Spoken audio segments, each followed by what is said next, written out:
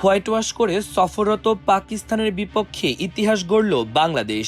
ঘরের মাঠে প্রথমবারের মতো তাদের ধবলধোলের মধ্য দিয়ে শুধু ইতিহাস গড়াই নয়, বিশ্ব টেস্ট চ্যাম্পিয়নশিপের টেবিলে ভারতকে পেছনে ফেলেছে নাজমুল হোসেন শান্তর দল। টেস্ট চ্যাম্পিয়নশিপে ৪ ম্যাচে ২ জয়ের সঙ্গে একটি করে ড্র ও হার বাংলাদেশের। টাইগারদের পয়েন্ট এখন ২৮। জয়ের শতাংশ হিসেবে ৫৮.৩৩। ৬ নম্বরে নেমে যাওয়া ভারতের ৯ টেস্ট ৪টি করে জয়, হার এবং একটি ড্র।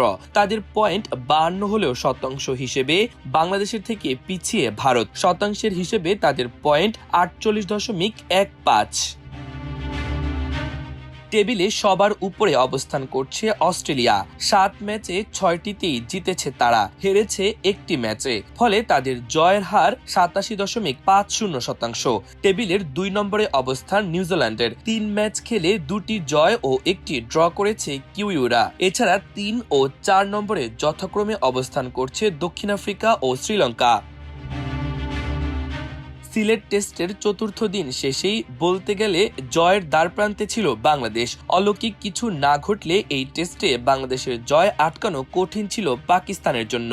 তবে পঞ্চম দিন সকালে ভয় ধরিয়ে দিয়েছিলেন সফরকারী ব্যাটাররা। অভিজ্ঞ রিজওয়ানের সঙ্গে বেশ সাবলীল ব্যাটিং করেছিলেন সাজিদ খান। গুরুত্বপূর্ণ মুহূর্তে আরও একবার বাংলাদেশের ত্রাতা হয়ে আবির্ভূত হলেন যেন তাইজুল ইসলাম। টেলেন্ডার সাজিদকে আউট করে স্বস্তি ফেরান। এরপর সেঞ্চুরির দ্বারপ্রান্তে থাকা রিজওয়ানও আর বেশিক্ষণ টিকতে পারলেন না। মুহূর্তেই ম্যাচের চিত্র বদলে যায়। খুররাম শেজাদকে আউট করে পাকিস্তানের কফিনে শেষ পেরেকটাও মারেন তাইজুল। মিরপুর টেস্ট জেতার পর সিলেটেও দাপুটে পারফরমেন্স ধরে রাখল বাংলাদেশ দল। ২ ম্যাচ সিরিজের দ্বিতীয় ও শেষ টেস্ট পাকিস্তানকে ৭৮ রানের বড় ব্যবধানে হারিয়ে হোয়াইট ওয়াশ করল টাইগাররা। তাতেই হয়েছে ইতিহাস। ঘরের মাটিতে টেস্ট ক্রিকেটে এবারই প্রথমবার পাকিস্তানকে হোয়াইট ওয়াশ করল বাংলাদেশ।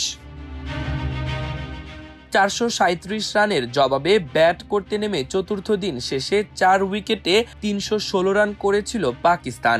শেষ দিনে জয়ের জন্য বাংলাদেশের দরকার ছিল মাত্র ৩ উইকেট। অন্যদিকে জয়ের জন্য পাকিস্তানের প্রয়োজন ছিল ১২১ রান।